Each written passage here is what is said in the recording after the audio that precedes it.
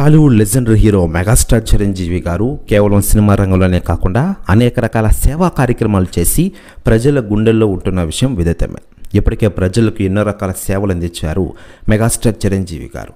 ఆపదలో ఉన్న ప్రజలను కాపాడారు చిరంజీవి గారు.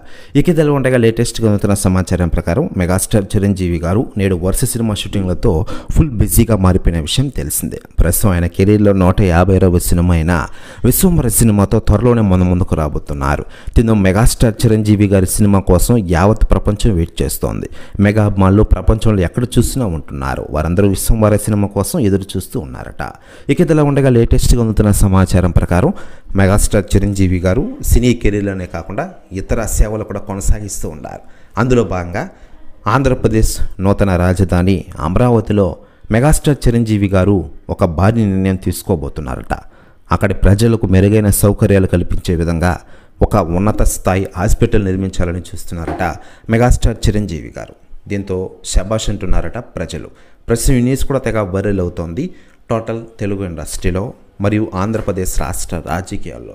మరోవైపు పవన్ కళ్యాణ్ గారు త్వరలోనే రాజకీయాల్లోకి వస్తారంటూ కొన్ని రోజులుగా వార్తలు వస్తున్న నేపథ్యంలో మెగాస్టార్ చిరంజీవి గారు స్వయంగా రాజకీయాలకు రానంటూ ఇటీవలే ఒక కార్యక్రమంలో చెప్పిన విషయం మనకందరికీ తెలిసిందే.